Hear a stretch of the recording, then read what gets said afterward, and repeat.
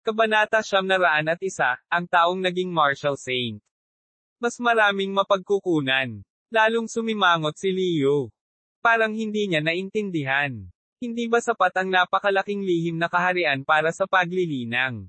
Kung ang ibang tao ay nakakuha ng ganoong lihim na kaharian, kailangan nilang pumasok sa closed-door cultivation sa loob ng ilang taon, tama ba? Nakita ni Chinyu ang pagkalito ni Leo. Kinawian niya ang kanyang kamay at sinabing, hindi ko maipaliwanag sa iyo, ngunit sa panahong ito. Lubos akong nagpapasalamat sa iyo. Sa totoo lang, hindi ako naniwala sa iyo noong una. Hindi ko akalain na tutulungan kita. Nag-aalinlangan lang ako sa pagitan mo at ni Master. Walang itinago si Leo. Napangiti si Chinyu at sinabing, kung pag-uusapan, may isang bagay na labis akong na-curious. Bakit mo gustong patayin ang iyong amo? Isang bakas ng kasamaan ang sumilay sa mga mata ni Leo. Kinagat niya ang kanyang mga ngipin at sinabing, dahil siya ay isang makasalanan at tusong tao. Sa katunayan, siya ay makasalanan at tuso. Wala itong kinalaman sa akin, ngunit, ninakaw niya ang aking babae. Ang matandang pervert na ito, mahal ko ang babaeng iyon. Sa pagsasalita nito, nagngangalit si Leo sa puot. Nang makita ito, hindi napigilan ni Chinyu na matawa, hindi ko inaasahan na magiging manliligaw ka. Bahagyang bumantong hininga si Leo at sinabing, ito rin ang dahilan kung bakit pinili kong tulungan ka at hindi ang aking amo. Naiintindihan ko. Tinapik ni Chinyu ang balikat ni Leo. Pagkalabas ko, papatayin ko siya para sa iyo. Tumango si Leo at sinabing, mag-ingat ka. Pagkatapos magpaalam kay Leo, nilisan ni Chinyu ang lihim na kaharian na ito. Alam niya na sa pagkakataong ito, siguradong mahahanap na siya. Ito ay isang oras lamang. Sa kasalukuyang lakas ni Chinyu, napakaliit pa rin ang pagkakataong matalo niya ang isang martial saint. Sa makatuwid, mayroon lamang dalawang landas sa harap niya. Ang isa ay upang makahanap ng isang paraan upang baguhin ang kanyang hitsura, at ang isa ay upang magkaroon ng kakayahang makatakas. Nagdesisyon si Chinyu. Pagkatapos niyang umalis sa Mystic Realm, pupunta siya sa Divine Medicine Pavilion para hanapin ang Pavilion Master. Pagkatapos, hahanapin niya si Jiang at malalaman ang siyam na sikreto. Sa ganitong paraan, kahit papaano ay may kakayahan si Chinyu na iligtas ang kanyang buhay. Pagkatapos umalis sa Mystic Realm, nakaamoy si Chinyu ng masangsang na amoy ng dugo. Ang amoy na ito ay agad na naging sanhi ng bahagyang pagbabago ng ekspresyon ni Chinyu. Pinunasan niya ang ilong niya, saka tumingin ang mga mata sa paligid. Ang unang pumasok sa kanyang mga mata ay isang tuyong espiritual na bukal sa kanyang harapan. Matapos ayusin ang puwang, ang bukal ng espiritu ay mabilis na natuyo. At sa sandaling ito, ang bukal ng espiritu ay nabahira ng dugo. Agad na nagkaroon ng masamang premonition si Chinyu. Ang kapal ng amoy ng dugo, at maging ang yin chi. Hindi maiwasang magbago ang ekspresyon ni Chinyu. Nagmamadali siyang naglakad pasulong. Pagdating sa plaza ng Biubilia, ang ekspresyon ni Chinyu ay agad na naging sobrang pangit. Tinitingnan ng mga bangkay at natuyo ang dugo sa buong lupa, ang katawan ni Chinyu ay hindi maiwasang bahagyang manginig. Sino ang gumawa nito? Ikinuyom ni Chinyu ang kanyang mga kamao, puno ng kalungkutan ang kanyang puso. Ako ang nagdawit sa inyong lahat. Bahagyang nanginig ang katawan ni Chinyu. Akala niya ay masasaktan ang mga taong ito dahil sa kanya, ngunit si Chinyu ay mayroon pa ring hiwa ng pag-asa sa kanyang puso. Iyon ay aalis sila sa Biubilia. Ang kasalukuyang sitwasyon ay nagpahiwatig na ang buong Green Moon Village people ay patay na lahat. Huminga ng malalim si Chinyu. Pinigil niya ang galit sa kanyang puso at sinabi sa mahinang boses, huwag kang mag-alala, maghihiganti talaga ako para sa iyo, tiyak na. Sa sandaling ito, biglang may naisip si Chinyu. Nagbago ang kanyang ekspresyon, at sinabi niya sa mahinang boses, masama, ang Divine Alchemist Pavilion. Kung ang gamot na God Pavilion ay napinsala din dahil dito, hindi ito matatanggap ni Chinyu. Hindi siya naglakas loob na mag-isip at mabilis na tumakbo patungo sa gamot na God Pavilion. 3 buwan na ang nakalipas mula nang mawala si Chinyu. Ang maraming martial saints ay hindi na kasing sipag sa paghahanap kay Chinyu. Dagdag pa, itinago ni Chinyu ang kanyang panloob na chi. Kaya, matagumpay siyang nakarating sa Medicine God Pavilion. Pagdating sa Medicine God Pavilion, hindi napigilan ni Chinyu na mapabuntong hininga nang makita ang kalmadong gamot na God Pavilion. Mabilis siyang pumasok sa Divine Alchemist Pavilion at dumiretso sa gusali ng Pavilion Master. Sinote. Ang biglaang panghihimasok ni Chinyu ay agad na naging maingat sa Pavilion Master. Ang panloob na chi sa kanyang katawan ay sumabog at nakarating siya sa harap ni Chinyu sa isang kisap mata. Ako ito, sabi ni Chinyu sa mahinang boses. Natigilan muna ang Pavilion Master nang makita niya si Chinyu bago niya mabilis na hinaila si Chinyu papasok sa Secret Chamber.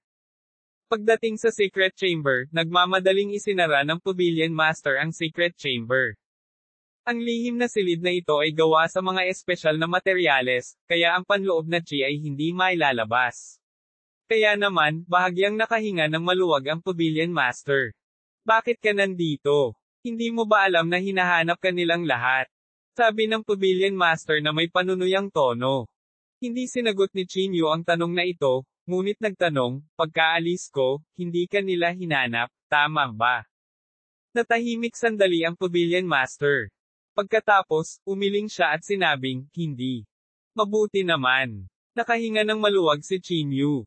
Pagkatapos nito, sinabi ni Chinyu sa Pavilion Master ang tungkol sa kanyang karanasan sa Mystic Realm. Matapos marinig ito ng Pavilion Master, hindi niya napigil ang sabihin ng may pagtataka, sinasabi mo, isang taong tila nasa Almighty Realm ang kumuha kay Yan Rozo. Inamin ni Chinyu at sinabi sa mahinang boses, hindi ko alam kung sino sila. Lord Pavilion Master, mayroon bang balita mula sa labas ng mundo?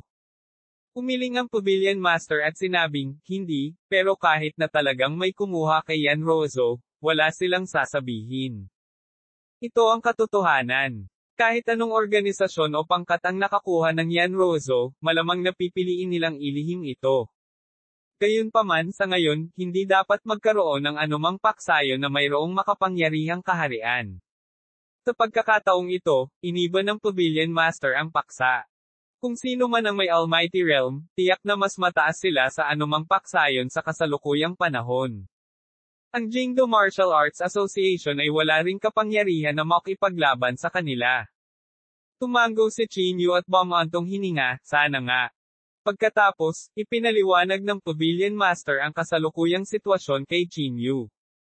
Pagkatapos ng paliwanag ng Pavilion Master, nalaman ni Chinyu na ang taong pumasok sa Martial Saint Realm ay hindi ang kasalukuyang henyo, kundi isang veteranong half-step Martial Saint. Ang half-step Martial Saint na ito ay tinawag na Shu Weigo. Masasabing late bloomer siya. Siya ay nasa parehong henerasyon ni Jiang He, Ye Qing, at ang Pavilion Master. Gayunpaman, siya ay pinigilan ni Ye Qing at ng iba pa. Halos lahat ay nakalimutan na ang tungkol sa veteranong half-step Martial Saint na ito. Gayunpaman, walang inaasahan na siya ang unang makakatuntong sa Martial Saint Realm. Kabanata 902, Galit ni Chinyu. Nakinig si Chinyu sa pagsasalaysay ng Pavilion Master at bahagyang tumango. Minsan sinabi ni Shu Weigo na ang pagpasok sa Martial Saint Realm ay hindi isang bagay na maaaring gawin sa isang araw. Sa halip, nangangailangan ito ng mahabang panahon ng akumulasyon. Sa makatuwid, napakahirap para sa mga kabataan na tumuntong sa Martial Saint Realm sa loob ng maikling panahon, patuloy ng Pavilion Master. Marahil, ang nakaraang hula tungkol sa iyo ay ikaw ang mauuna sa mga nakababatang henerasyon. Napabuntong hininga si Chinyu at sinabi, sana nga. Bago ako maging isang Martial Saint, natatakot ako na kailangan kong mabuhay sa pagitan ng aking mga binti. Tungkol dito, ang Pavilion Master ay hindi nagpahayag ng kanyang opinyon. Pagpapatuloy niya, sa panahon ng pag-alis mo, ang mundo ng martial arts ay dumanas din ng malalaking pagbabago. Ang mga taong lumabas sa Mystic Realm at ang mga martial artists sa mundong ito ay nagkaroon ng matinding puot. Hindi pagmamalabos na sabihin na tila sila ay bumuo ng dalawang paksayon. Sa ilalim ng pagtulak ni Shu Weigo, maraming tao ang labis na napupuot sa mga tao sa Mystic Realm. Siyempre, gagawin ni Shu Weigo ang lahat para protektahan ang mga tao sa kasalukuyang panahon. Bahagyang tumango si Chinyu at bumantong hininga, ito ay hindi maiiwasan. Katulad ng dalawang tao na magkaibang klase, napakaliit ng posibilidad na maging magkaibigan. Sinabi ng Pavilion Master sa malalim na boses, kung talagang hindi posible, maaari kang pumunta sa Shuweigo. Malamang natutulungan ka niya. Umiling si Chinyu at sinabing, hindi na kailangan. Ayaw ko nang magdawit ng iba.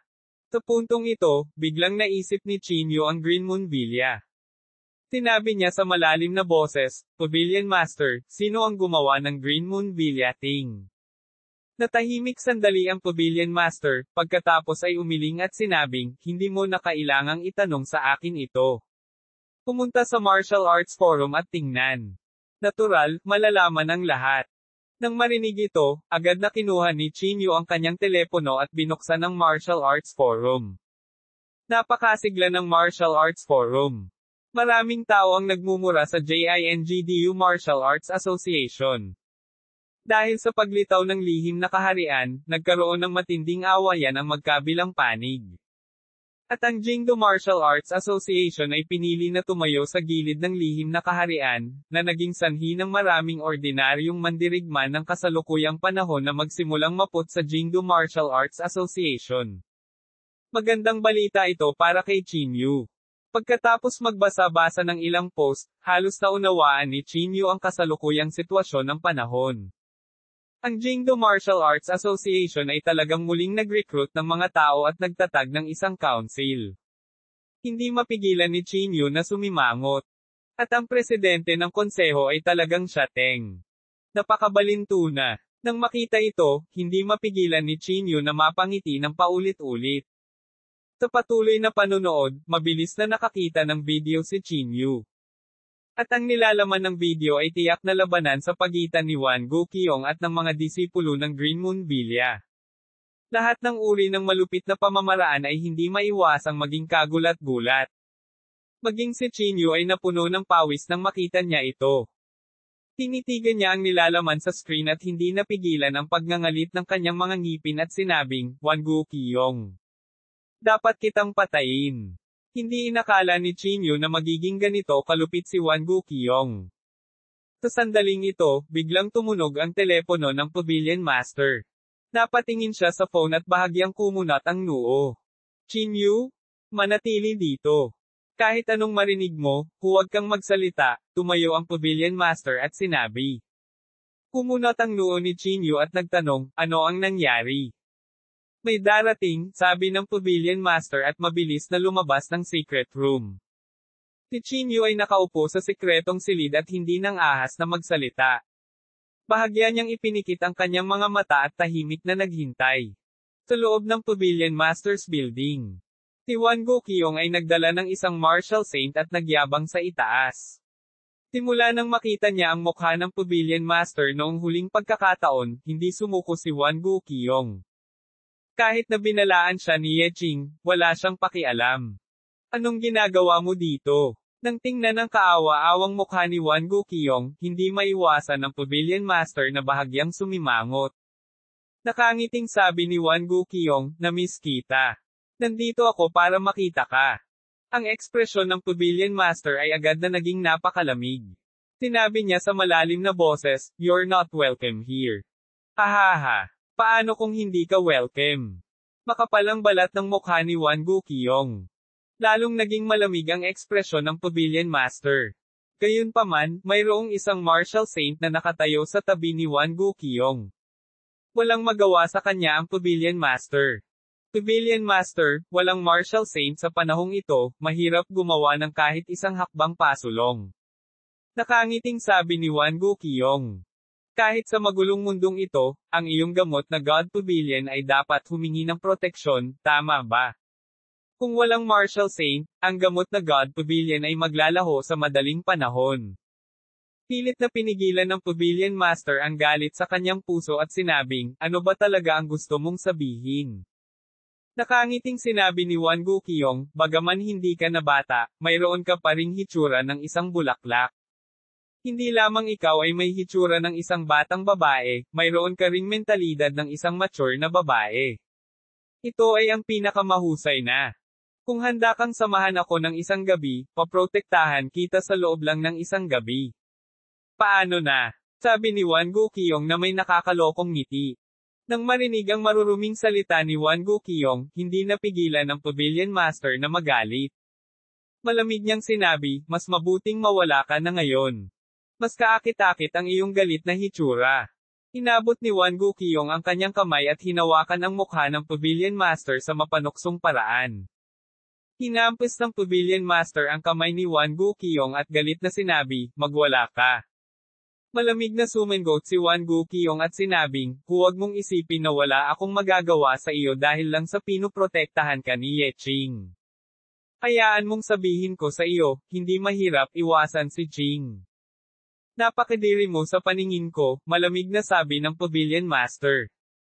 Gumisi si Wan Guqiong at sinabing, so ano? Sa relasyon mo kay Qin Yu, maaga o huli ay tutukayan ka ng lahat. Sa oras na iyon, makikita ko kung ano ang gagawin ni Ye Qing. Sinabi ko rin sa iyo na maya-maya, ilalagay kita sa kama. Pagkasabi nito, tumalikod si Wan Guqiong at umalis. Malinaw na narinig ni Qin Yu ang mga salitang ito sa sikretong silid. Mariin niyang itinikom ang kanyang mga ngipin, at dilat ang kanyang mga mata. Naikuyom niya ng mahigpit ang kanyang mga kamao, at patuloy na namumuo ang galit. Wan Guqiong. Pinulong ni Qin Yu ang pangalan sa mga siwang ng kanyang mga ngipin. Halos mawalan na siya ng gana sa galit sa katawan niya. Kabanata 903, ang pinakabagong mga tagubilin mula sa mga nakatataas. Pilit niyang pinigilan ang galit sa kanyang puso at pinigilan pa ang kanyang balak na pagpatay. Napakalinaw ni Qin Yu na kung lalabas siya ngayon, ito ay katumbas ng pagpapadala ng isang tao sa kanyang kamatayan. Gayunpaman, ang napakaraming sinaunang jade na iba't ibang malisyoso ay nakapagtiis na sa sukdulan ni Qin Yu. Pagkaalis ng napakaraming sinaunang jade, itinulak ng Pavilion Master ang pinto at pumasok. Umupo siya sa tapat ni Qin Yu at sinabing, ayos lang. Kinagat ni Qin Yu ang kanyang mga ngipin at nagtanong, darating ba itong si Wan Guqiong? Umiling ang Pavilion Master na may mapait na ngiti at sinabing, hindi naman. Huminga ng malalim si Qin Yu at sinabi, mag-iisip ako ng paraan para patayin siya sa lalong madaling panahon. Mas mabuting mag-ingat ka ngayon. Sinabi na ni Xu Weigo na napakahirap para sa nakababatang henerasyon na maging isang martial saint sa maikling panahon. Umiling ang Pavilion Master at sinabi, mayroon akong ideya. Huminga ng malalim si Qin Yu. Pagkatapos, tumingin si Qin Yu sa Pavilion Master at sinabing, o tama, Pavilion Master, alam mo ba kung nasaan si Senior Jiang? Jiang siya. Bakit mo siya hinahanap? Kulat na tanong ng Pavilion Master. Sinabi ni Qin Yu, gusto kong makuha ang siyam na sikreto mula sa kanya. Sa ganitong paraan, magkakaroon ako ng kakayahan na protektahan ang aking sarili. 9 Secrets. Hindi napigilan ng Pavilion Master na mapangiti ng mapait. Alam mo ba na siya lang ang nakakaalam ng siyam na sikreto? Kahit na ang kanyang alagad ay hindi maaaring malaman ang siyam na sikreto. Hindi mapigilan ni Qin Yu na hindi makapagsalita. Alam niyang napakahalaga ng siyam na sikreto, ngunit hindi niya inaasahan na ganoon kahalaga ito. Siyempre, nakipagpustahan ako sa kanya at nangako siyang ituro sa iyo ang siyam na sikreto. Sa sandaling ito, iniba ng Pavilion Master ang paksa. Pagkatapos, isinulat ng Pavilion Master ang isang address sa papel at ibinigay ito kay Qin Yu. Karaniwan, nandito siya. Sabi ng Pavilion Master. Gayunpaman, malamang na sinusubukan niyang makapasok sa yugto ng Martial Saint ngayon. Kinuha ni Qin Yu ang papel at yumuko habang sinasabi, salamat, Pavilion Master. Pagkatapos, binalak ni Qin Yu na umalis para hanapin si Jiang He. Little Beauty. Saan ka nagtago? Sa sandaling ito, biglang nagmula sa labas ang boses ni Wan Guqiong. Agad na nagbago ang ekspresyon ng Pavilion Master. Nagmamadali niyang hinawakan si Qin Yu at gumawa ng tahimik na kilos. Bagamat si Qin Yu ay puno ng galit kay Wan Guqiong, alam din niya na hindi niya dapat hayaang matuklasan siya ni Wan Guqiong sa sandaling ito. Nagtago ang dalawa sa secret room, hindi naglakas loob na huminga ng malakas. Little Beauty, saan ka nagpunta? Ang nakakadiri na boses ni Wan Guqiong ay patuloy na nagmumula sa labas.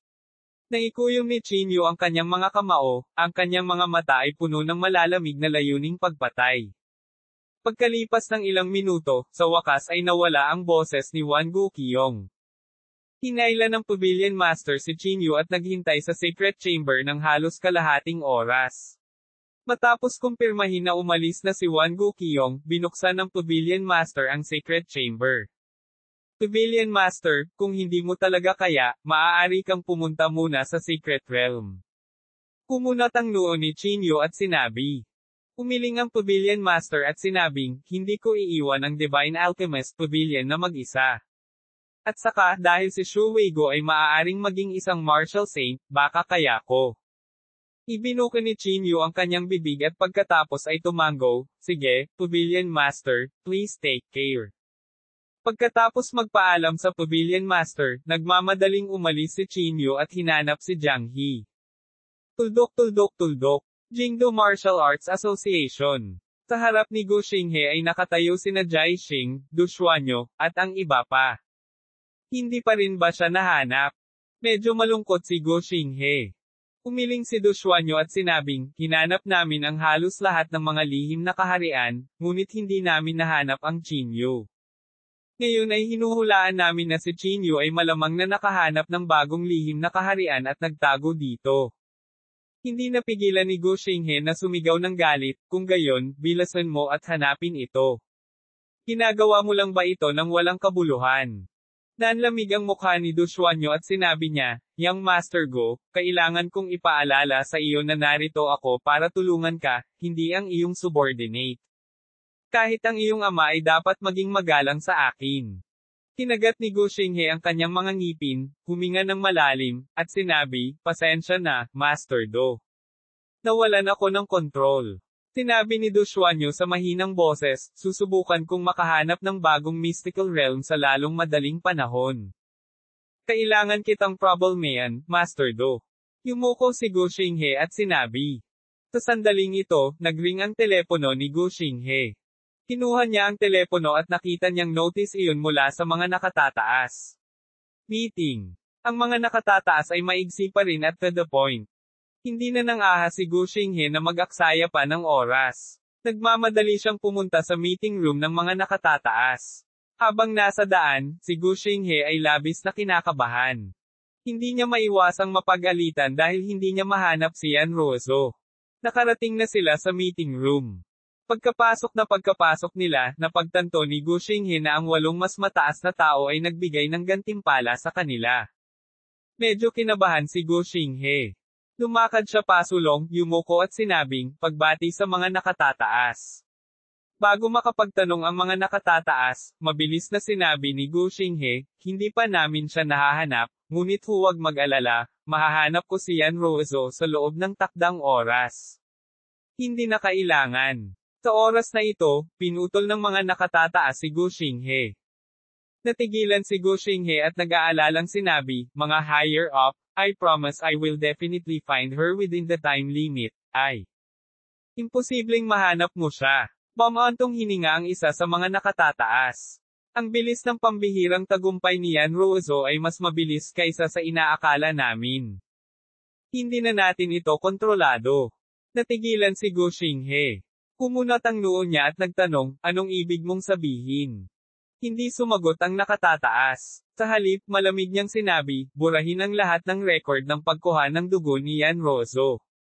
Tandaan, simula ngayon, walang sino man ang pinapayagang banggitin muli si Yan Ruozo. Bagamat hindi naiintindihan ni Gu Xinghe, hindi siya naglakas loob na magtanong pa. Kung gayon, paano si Chinyu? Patuloy na tanong ni Gu Xinghe. Hininaan ng mga nakatataas ang kanilang boses at malamig na sinabi, ang dahilan kung bakit nawala sa atin si Yan Ruozo ay dahil kay Chinyu. Kaya, ano man ang mangyari, kailangan natin siyang patayin. Kabanata 904, Jai Xing at Jiang He. Mabilis na tumango si Gu Xinghe at sinabing, sige, mangyaring makasigurado, hahanapin ko kaagad si Chinyu. Wala nang sinabi pa ang mga nakatataas. Unti-unti silang nagtago sa dilim at saka unti-unting naglaho. Bagamat hindi sila umimik, ramdam pa rin ni Gu Xinghe ang kanilang panghihinayang. Nanghihinayang sa pagkawala ni Yan Ruozo. Tuldok. Sa kabilang side. Mabilis na palayo si Chinyu ayon sa address na ibinigay ng Pavilion Master. Sa daan, pinigilan niya ang kanyang hininga at labis na nag-iingat, natatakot na matuklasan ang kanyang figure. Diyang siya ay naninirahan sa hiwalay sa isang lugar na hindi nakatira. Sa sandaling ito, nararamdaman niya ang mga pagbabago sa mundo at sinusubukang pumasok muli sa Martial Saint Realm. Sa isang kagubatan, mayroong isang hindi kapansin-pansing bahay ng sibilyan. Isang maliit na patio ang pinaikot dito. Ang mga manok, itik, at gansa ay iniingatan sa looban. Wala itong pinagkaiba sa isang ordinaryong matandang nayon. Umupo si Jiang Hituan dito. Bahagyang ipinikit niya ang kanyang mga mata at naramdaman itong hindi masyadong malakas na panloob na chi. Sa sandaling ito, si Jiang ay bigla niyang binuksan ang kanyang mga mata. Tumingin siya sa isang gilid mula sa gilid ng kanyang mga mata at walang pakialam na sinabi, dahil nandito ka, lumabas ka.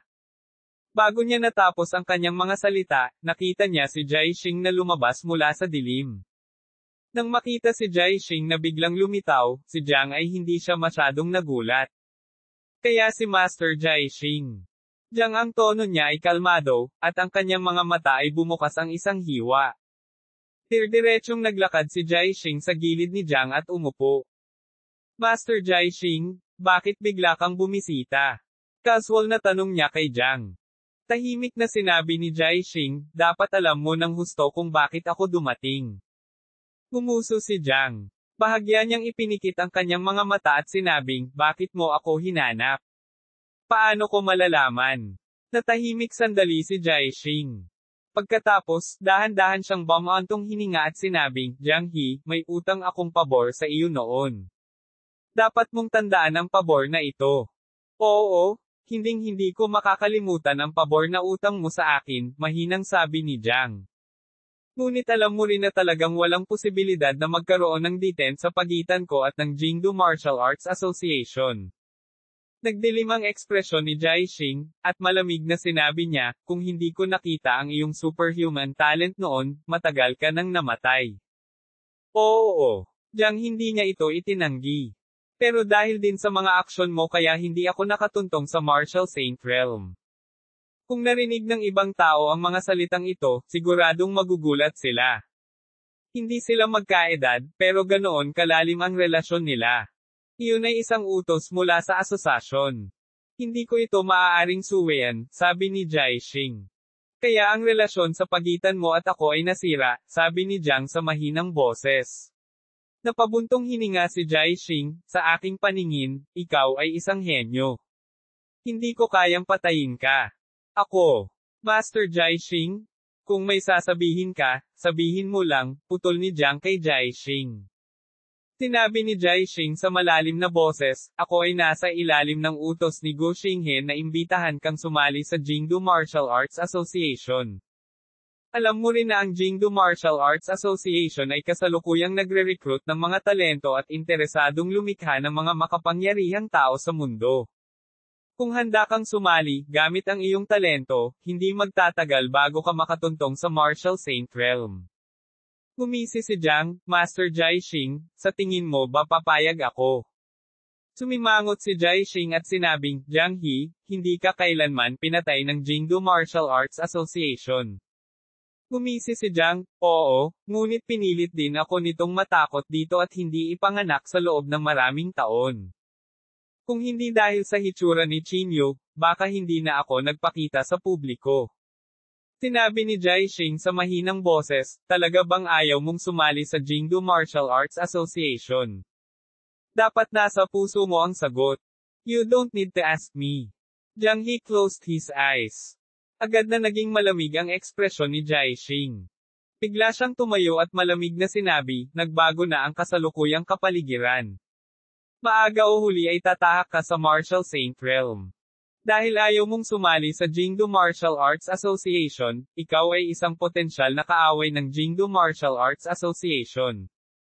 Kaya, dapat mamatay ka. Ang ekspresyon ni Jiang ay sobrang kalmado at walang malasakit.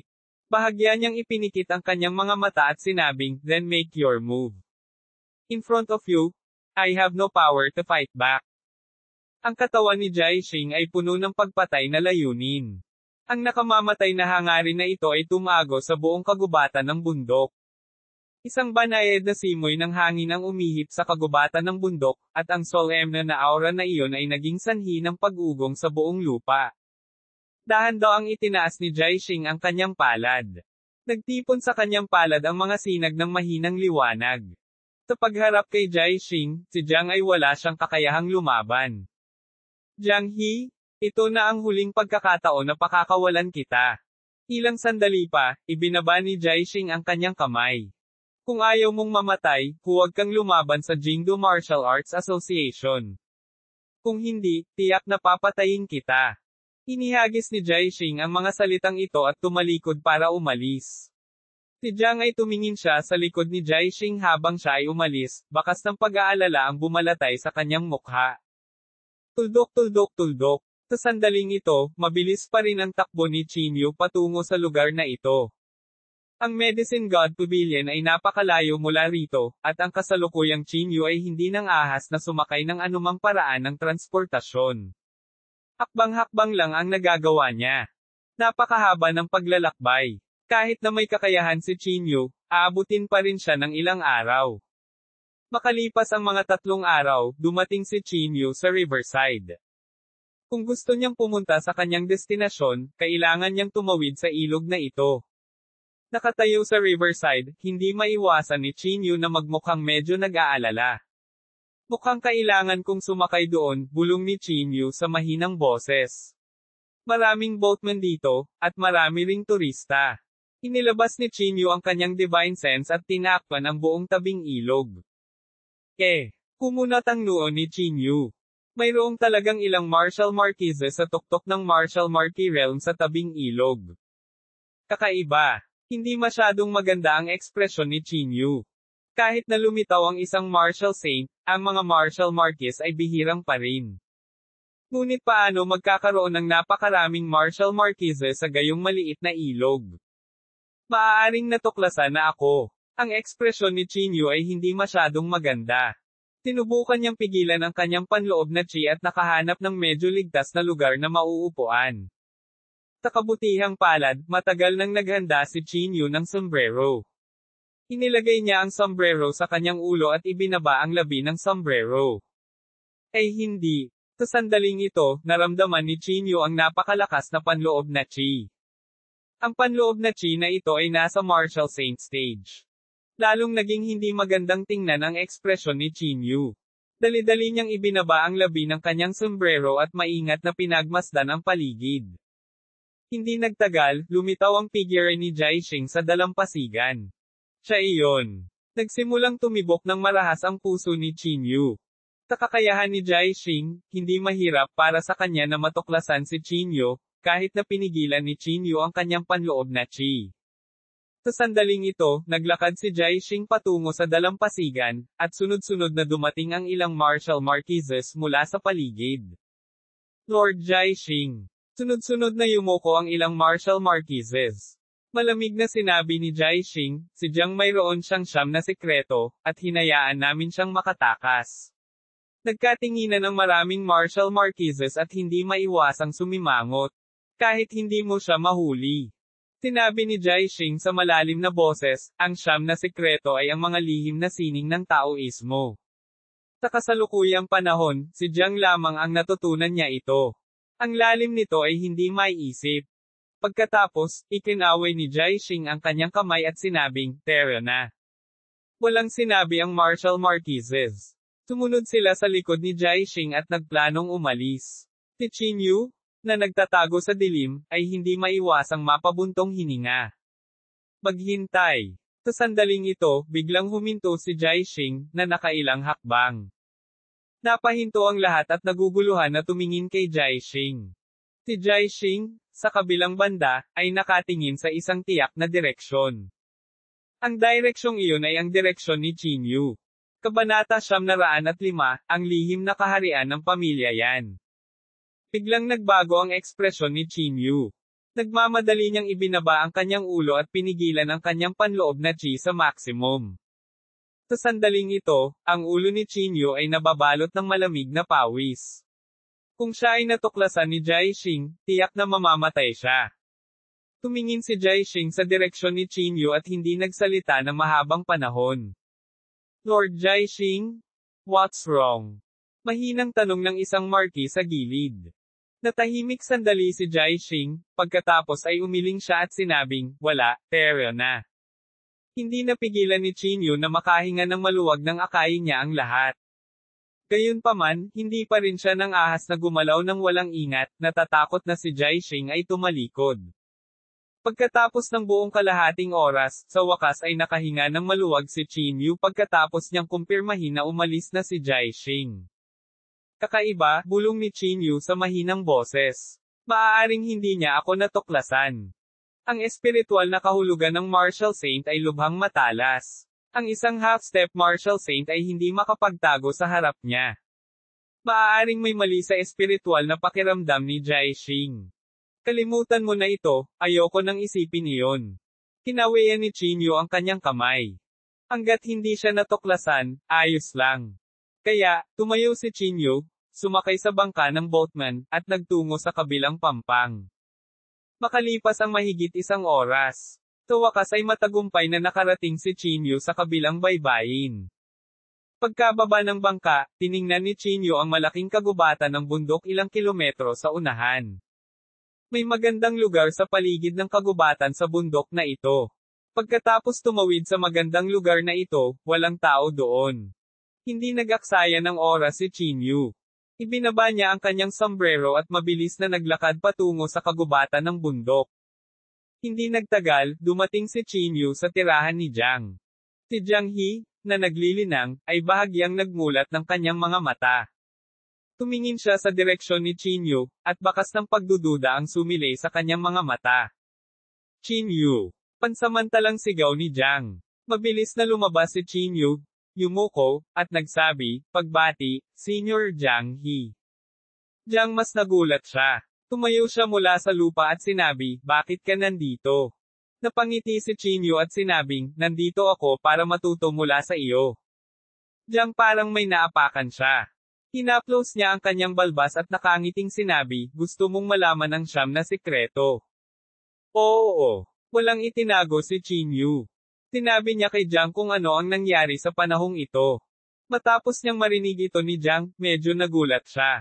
Si Yan Ruozo ay dinala. At tila eksperto siya sa Almighty Realm.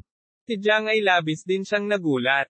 Napabuntong hininga si Chinyu at sinabing, well, in any case, wala akong lakas na lumaban sa harap niya. Hindi ko alam kung paano ako nahimatay. Jiang siya ay nahulog sa isang maikling panahon ng katahimikan. Ilang sandali pa, tumayo siya at sinabing, siguro maaari mong tanungin si Old Mister Yan tungkol sa bagay na ito. Sa pagbanggit kay Old Mister Yan, biglang may naisip si Chinyu. Talaga bang galing siya sa lihim na kaharian ng pamilya Yan? Nagulat na sabi ni Chinyu. Jiang dahan-dahan siyang bumantong hininga at sinabi, kung siya ay talagang nasa makapangyarihang kaharian, natatakot ako na hindi ito isang lihim na kaharian. Anong ibig mong sabihin? Nagmamadaling tanong ni Chinyu. Jiang He waved his hand at hindi nagpaliwanag. Nga pala, ngayon ko lang nakita si Jaixing sa kabilang side. Sa pagkakataong ito, biglang may naisip si Chinyu. Jiang bahagyang sumimangot siya at sinabi sa malamig na boses, Jaixing. Nakilala mo si Jaixing. Hindi ko rin alam kung ano ang sasabihin ko, sabi ni Chinyu na may mapait na ngiti. Sinabi niya kay Jiang ang nangyari. Matapos niyang marinig ito ni Jiang, hindi siya umimik ng ilang sandali. Sa kakayahan ni Jaixing, hindi problema para sa kanya na mahanap ako, ngunit tumingin lang siya at umalis, sabi ni Chinyu sa mahinang boses. Si Jiang ay dahan-daang bumantong hininga at sinabing, pinapayagan din niya akong bumalik noon. Agad na sumipsip si Chinyu ng malamig na hangin. Pinapaalis ka rin niya. Ano? Anong nangyayari? Nanlaki ang mga mata ni Chinyu. Hindi siya nagpaliwanag kay Jiang, at sinabi lang, si Jaixing ay isang taong nagmamahal sa mga talento.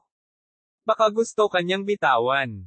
Pagkatapos sabihin iyon, si Jiang ay tumigil siya sa pagsasalita tungkol sa bagay na ito. Halika, ituturo ko sa iyo ang siyam na sikreto ngayon, sabi ni Jiang He. Hindi nag-aksaya ng oras si Qin Yu at agad na tumango. Ang siyam na lihim ay ang pinakahuling sining ng Taoism. Ito ay hindi lamang sa kasalukuyang mundo, kundi pati na rin sa walang kamatayang mundo ng paglilinang. Ito ay isang top-notch na pamamaraan, sabi ni Jiang niya. Napakahirap intindihin ang ganitong uri ng pamamaraan. Hindi ito nakasalalay sa talento, ngunit sa kapalaran. Ang mga nakatadhana lamang ang makakaalam ng siyam na sikreto. Seryosong tumango si Qin Yu at sinabing, Senior Jiang siya, naiintindihan ko. Gagawin ko ang aking makakaya. Oo. Kahit na ito ay nakatadhana, ito ay magtatagal upang malaman ang siyam na sikreto, patuloy ni Jiang. Inabot ako ng kalahating buwan para malaman ang siyam na sikreto. Paulit-ulit na tumango si Qin Yu. Gaano man katagal, kailangan itong matutunan ni Qin Yu. Sa makatuwid, si Jiang ay hindi na siya nagsalita pa. Naka-cross-legged siya sa lupa at pagkatapos ay pinalawak ang kanyang espiritual na pakiramdam sa pagitan ng kanyang mga kilay. Ang aking espiritual na pakiramdam ay papasok sa iyong espiritual na kahulugan sa pamamagitan ng iyong glebela at gagamitin ito upang turuan ka. Huwag mo nang pigilan, kung hindi, ang aking espiritual na pakiramdam ay maaaring mawala, binalaan niya si Jiang. Oo, Senior Jiang He. Mabilis na tumango si Qin Yu. Ang hibla ng espiritual na kahulugan ay damapo sa glebela ni Qin Yu. Bahagyang ipinikit ni Qin Yu ang kanyang mga mata. Hindi nagtagal, lumitaw sa kanyang isip ang figure ni Jiang. Ang isip ni Qin Yu ay napuno ng gintong liwanag. Ang ginintoang liwanag na iyon ay nagbago sa anyo ni Qin Yu at nagsimulang tumanggap ng mga turo ni Jiang na kanyang espiritual na kahulugan. Tuldok. Ka-conference room ng Jingdu Martial Arts Association. Hindi ko nakuha si Jiang, sabi ni Jai Xing sa malalim na boses. Kumunat ang noo ni Gu Xinghe. Uncle Jai Xing, nasa advanced stage ka na ng Martial Saint Realm. Paano nakatakas ang isang half-step Martial Saint mula sa iyong mga kamay? Hindi naiwasang magtanong ni Gu Xinghe na may pagtataka. Yumuko si Jai Xing at sinabi, si Jiang ay nakabisado na niya ang siyam na sikreto. Ang bilis niya ay higit sa akin. Nang marinig ang mga salitang ito, bahagyang kumunat ang noo ni Gu Xinghe na parang naghihinala. Hehe. Sa sandaling ito, isang masamang boses ang nagmula sa gilid. Ang boses na ito ay walang iba kundi siya Teng. Sa sandaling ito, mas naging estranghero si Teng. Ang kanyang buong katawan ay nababalot ng itim na damit, at ang kanyang katawan ay naglalabas ng bulok na aura. Minsan kong nakita ang figure ni Lord Jai Xing sa isang sinaunang libro, sabi ni Hiteng na may masamang tono. Ayon sa sinaunang aklat, si Lord Jai Xing ay may maraming tagasunod noon, at karamihan sa kanila ay mga kabataang henyo. Sinasabi ng libro na ikaw ay isang taong labis na nagpapahalaga sa mga talento. Ito ay tiyak na dahil sa kadahilanang ito na ang tagapangalaga ay nagpakawala sa iyo. Hindi ko sinabi iyon, hindi ba, Lord Jai Xing? Tumingin si Jai Xing kay Teng ng malamig at sinabing, ano ang gusto mong sabihin? Sinabi ni Hiteng na may kakaibang boses, noon, tila pinabayaan mo si Jiang na minsan, ginagawa si Jiang He, na dapat ay namatay sa iyong mga kamay, ay naging numero unong tao sa ibaba ng Martial Saint. Ano ba talaga ang gusto mong sabihin? Medyo malamig din ang tono ni Jai Xing. Nakangiting sinabi ni Hiteng, Lord Jai Xing, dapat mong malaman kung ano ang gusto kong sabihin sa iyong puso. Pinaikit ni Jai Xing ang kanyang mga mata. Bigla siyang nagunat ng kamay at humampes kay Teng. Agad na pinalipad ang katawan ni Hiteng at bumagsak siya sa dingding. Isang bibig ng dugo ang bumulwak sa kanyang bibig na parang bukal. Sino ka sa tingin mo? How dare you talk nonsense in front of me, malamig na sabi ni Jai Xing. Kung ang tao sa iyong katawan ay nais pang mabuhay, pagkatapos ay bigyang pansin ang tono kung saan mo ako kinakausap. Nang marinig ito, bahagyang nanginig ang katawan ni Hiteng. Bumangon siya sa lupa at ikinulong ang kanyang mga kamay para tingnan si Gu Xinghe. Young Master Gu, iwanan mo si Jiang, mahalaga siya sa akin, paano? Malungkot na sabi ni Hiteng. Nagtaas ng kilay si Gu Xinghe at medyo natutuwang sinabi, ikaw. Isang half-step martial saint ang pumunta para hulihin si Jiang He. Under the same realm, bakit ako matatakot sa kanya, Hiteng said in a hoarse voice. Napukaw ang interes ni Gu Xinghe. Okay, kung mahuli mo si Jiang He, gagantimpalaan kita ng maganda. Tuwang-tuwa na sabi ni Gu Xinghe. No need, you just need to let me handle Jiang He, Hiteng said. Nag-isip sandali si Gu Xinghe at tumango. Okay. Pero bibigyan lang kita ng 3 araw. Okay? 3 days is enough? Malamig niyang sabi. Kabanata 906, ang kapangyarihan ng 9 na sikreto. With that, tumayo siya at lumabas ng meeting room. Tumingin si Jai Xing sa likod ni Hiteng habang siya ay umalis. Hindi siya umimik. Tuldok. Sa kabilang panig, tinatanggap pa rin ni Qinyu ang mga turo ni Jiang. Ang 9 na lihim ay isang lubhang mahiwagang pamamaraan. Anuman sa mga ito ay maaaring ituring na isang top-notch na lihim na pamamaraan, at ito ay lubos na magpapalaki sa lakas ng pakikipaglaban ng isang tao. Diyang ginamit niya ang espiritual na kahulugan ni Qinyu para ibigay ang halos lahat ng natutunan niya sa kanyang buhay kay Qinyu. Habang tumatagal, mas nabigla si Jiang. Ito ay dahil ang bilis ni Qinyu sa pagtanggap ng mana ay napakabilis. Kahit na ang 9 na sikreto ay tila hindi kasing hirap ng sinabi ng mga alamat. Talento talaga ang batang ito, Jiang hindi niya maiwasang mapaisip sa sarili. Sa katunayan, ang proseso ng pagtanggap ni Qinyu ng mana ay napakasakit din. Para bang kailangan niyang kumain ng 10 steamed buns ng sabay-sabay, na nagparamdam kay Qinyu ng matinding pagkabusog. Ang kanyang noo ay patuloy na pinagpapawisan, at ang kanyang ulo ay pakiramdam ng labis na namamaga. Ngunit kahit na ganoon, hindi nagpakita ng anumang senyales ng paghinto si Qinyu. Kung talagang hindi ito gumana, magpahinga tayo sandali. Si Jiang ay nakikita niya ang sakit ni Qinyu. Gayunpaman, nagmamadaling umiling si Qinyu at sinabing, hindi na kailangan. Senior Jiang siya. Kapag mas mabilis mong natutunan ito, mas magiging ligtas ka. Nang makita ito, si Jiang ay hindi na siya nagsalita pa. Sa isang kisap mata, 1 linggo na ang lumipas. At nalaman na ni Qinyu ang 8 sikreto ng 9 na sikreto. Ang lahat ng lalaban ay maraming hanay. At ang kulang kay Qinyu ay ang huling sikreto, ang line formula.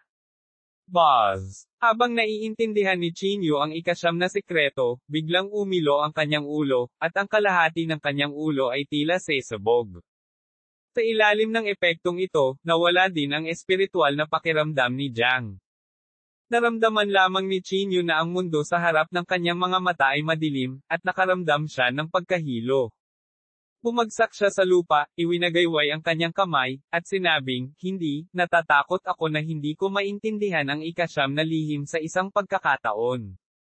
Tumayo si Jiang, hinaplos ang kanyang balbas, at sinabing, ang pag-unawa sa 8 sikreto sa 1 linggo, ang bilis na ito ay medyo sobra na. Napangiti si Qinyu ng mapait. Gustuhin man niyang magpumilit ay hindi na kayang kumapit pa ng kanyang katawan. Maaari mong subukang gamitin ang 9 na sikreto na naintindihan mo na, mahinang sabi ni Jiang. Mabilis na tumango si Qinyu. Dahan-dahan siyang tumayo at saka sinubukang labanan ang fighting word formula ng 9 secrets. Ang fighting word formula daw ay may malaking pagtaas sa lakas. Kapag gumagamit ng fighting word formula, ang lakas ng isang tao ay maaaring tumaas ng higit sa 10 beses. Ang fighting formula ay hinati rin sa mga yugto, mula grade 1 hanggang grade 9. Kapag naintindihan ng isang tao ang formula ng paglalaban, hanggang 9 na baitang, tataas ang lakas ng isang tao ng ilang beses o kahit 100 beses. Bagaman iyon ang kaso, ang rate ng paglago ng alinman sa 9 na lihim ay napakabagal. Halos walang makaintindi nito ng 100 beses. Maging si Jiang He, na nagtataglay ng 9 na sikreto sa loob ng maraming taon, ay grade 1 lang na nakikipaglaban, sa formula ngayon. Kung kaya kong linangin ang karakter sa labanan hanggang sa rurok, kahit na hindi ako maging isang martial saint, makakalaban ko pa rin ang isang martial saint. Tumingin si Qinyu kay Jiang He. Bahagyang tumango si Jiang at sinabing, iyon ang dahilan. Hindi mo na kailangang intindihin hanggang grade 9, intindihin mo na lang hanggang grade 3. Siyempre, ang kahirapan ng pag-unawa sa grade 3 ay hindi bababa sa pagiging isang martial saint. Bahagyang tumango si Chinyu at nakangiting sinabi, kahit ano pa man, sa karakter ng labanan, mas marami ka ring paraan para kumita. Pagkatapos sabihin iyon, hindi na nagsalita pa si Chinyu. Agad niyang sinubukang i-activate ang internal chi. Ang mga kamay ni Chinyu ay dahan-daang dumulas sa hangin. Pagkatapos, sa kanyang mga palad, isang malaking salita ang namuo, labanan. Sa sandaling na-activate ang internal chi, naramdaman ni Chinyu na mabilis na tumaas ang kanyang aura. Sa ilalim ng aura na ito, ang lakas ni Chinyu ay tumaas ng higit sa 10 beses. Ganyan kalakas na lakas. Ibinaba ni Chinyu ang kanyang ulo at tiningnan ang panloob na chi na lumabas sa kanyang katawan. Hindi niya maiwasang manlaki ang mata. Sa ilalim ng pagpapahusay ng fighting word formula, sino ang nakakaalam kung anong uri ng kapangyarihan ang lalabas kapag gumamit siya ng isang suntok para basagin ang 10,000 sining? Bahagyang inayos ni Chinyu ang panloob na chi sa kanyang katawan. Sumambulat din ang gintong liwanag sa kanyang katawan. Habang mahinang sumigaw si Chinyu, naipon ang kanyang lakas sa kanyang kamao at bigla siyang sumuntok pasulong. Boom! Mahigit kalahati ng kagubatan sa bundok ang nawasak sa isang iglap. Ang buong bundok ay gumuho sa isang iglap. Dahil dito ay nanlaki ang mga mata ni Chinyu. Ibinaba niya ang kanyang ulo upang tingnan ang kanyang kamao at sinabi sa mahinang boses, ito ba talaga ang aking kapangyarihan? Diyang ngumiti siya ng mapait at sinabing, tama na. Kung maghahadges ka ng isa pang suntok, natatakot ako na hindi ko na mahawakan ang sinuman dito. Napakamot ng ulo si Chinyu sa kahihiyan. Naramdaman niya ang lumalakas na kapangyarihan sa kanyang katawan at agad na napuno ng kumpiyansa. Senior Jiang siya, sa pagpapalaki ng formula ng battle word, sa tingin mo kaya kung subukang labanan ang martial saint? Tanong ni Chinyu. Umiling si Jiang at sinabing, sa teoryang pagsasalita, imposible ito dahil ipinanganak ng martial saint ang nascent soul, ngunit ang nascent soul stage ay ganap na naiiba sa Aura's core stage. Bahagyang tumango si Chinyu at bumulong, sabi na, ngunit sa ilalim ng pagpapala ng kapangyarihang ito, gusto ko talagang makipag-away sa martial saint. Subukan mong iwasan ito hanggat maaari. Ikinaway niya ang kamay ni Jiang at sinabi. Habang nagsasalita siya, biglang naramdaman ni Chinyu na ang kapangyarihan ng formula ng battle word ay mabilis na nawawala. Nagbago ang ekspresyon ni Chinyu at sumimangot siya at sinabing, Senior Jiang siya, ano? Anong nangyayari? My power. Jiang siya ay ngumiti at sinabi, sapat na para sa iyo na tumagal ng 5 minuto para sa isang nakakatakot na spell. Totoo yan, bulong ni Chinyu sa mahinang boses. Ang anumang pagtaas ng lakas na dala ng isang spell ay hindi sa kanya sa huli. Laging may sandali na mawawala ito. Ngunit sapat na ito, nakangiting sabi ni Chinyu. Kung may oras ako, kailangan kong subukang pagbutihin ang diskarte ng karakter ng labanan.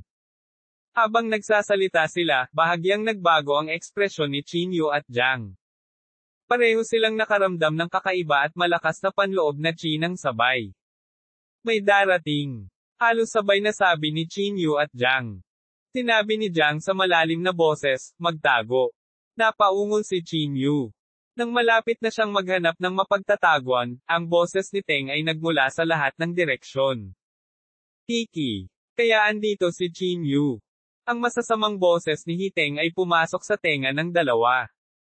Parang mas malaki pa ang kasalanan ng Star Harvester kaysa sa inaakala natin. Hindi lang niya binitawan si Jiang, pinrotektahan din niya si Chinyu. Habang nagsasalita siya, lumitaw ang figure ni Teng sa harap ng dalawa. Pinaikit ni Chinyu ang kanyang mga mata at sinabing may malamig na ekspresyon, Hiteng, ikaw talaga. Tinilaan ni Hiteng ang kanyang mga labi at sinabing, TSK Sok, kayong dalawang henyo. I think you will improve me beyond my imagination. Kabanata 907, labanan muli si Hiteng. Sa sandaling ito, mata ko niyang tiningnan ang dalawa. Sa pagharap sa sikat na Chinyu at Jiang He, hindi natarante si Hiteng. Hiteng? Nandito ka ba para ligawan si kamatayan? Lumapit si Chinyu at malamig na sinabi. Tinilaan ni Hiteng ang kanyang mga labi at nakangiting sinabi, Chinyu, hinahanap ka ng lahat ng martial saints sa mundo. Hindi ko inaasahan na magtatago ka sa lugar na ito.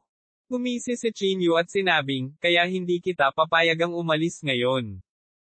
Ha. Nang marinig ito, hindi napigilan ni Teng niya ang mapatawa.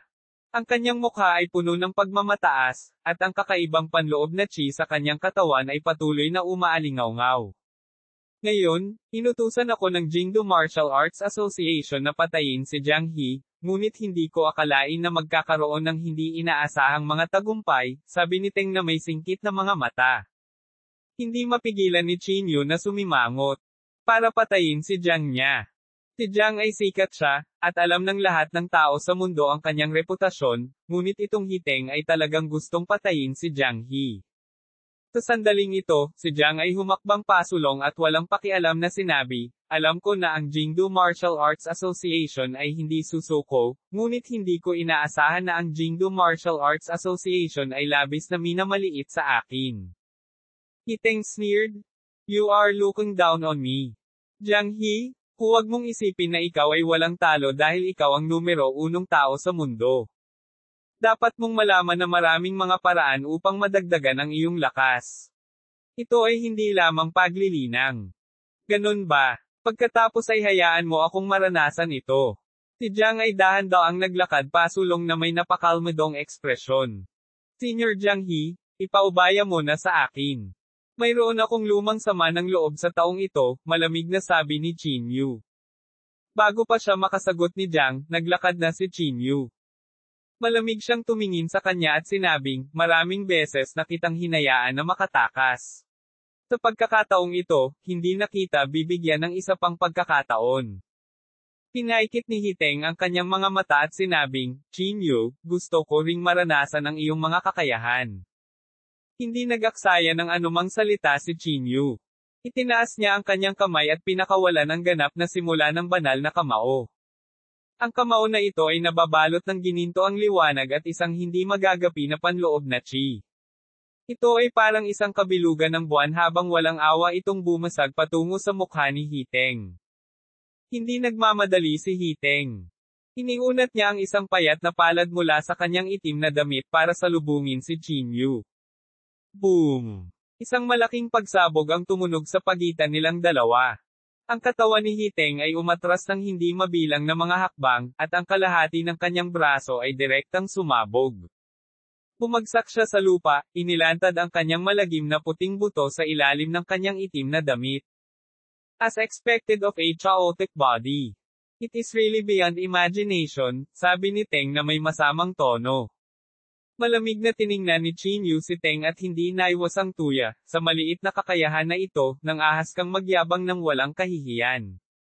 Umakyat si Hiteng mula sa lupa. Nagsimulang gumaling ang putol niyang braso sa isang kisap mata. Ang kanyang bilis ay lampas sa imahinasyon. Kung mayroon lang akong ganitong kaunting kakayahan, bakit ako pupunta dito ng mag-isa, malungkot na sabi ni Teng. Habang nagsasalita siya, lumabas ang itim na chi sa kanyang katawan. Ang black chi na ito ay napakahirap pakitunguhan. Amoy bulok na itlog. Hindi napigilan ni Chinyu na takpan ang kanyang ilong at umatras ng isang hakbang. Ang panloob na chi na ito ay lason. Mag-ingat, paalala ni Jiang sa kanya mula sa gilid. Tumanggo si Chinyu at malamig na tumingin kay Teng. Ang aura ng isang half-step martial saint ay sumambulat kaagad.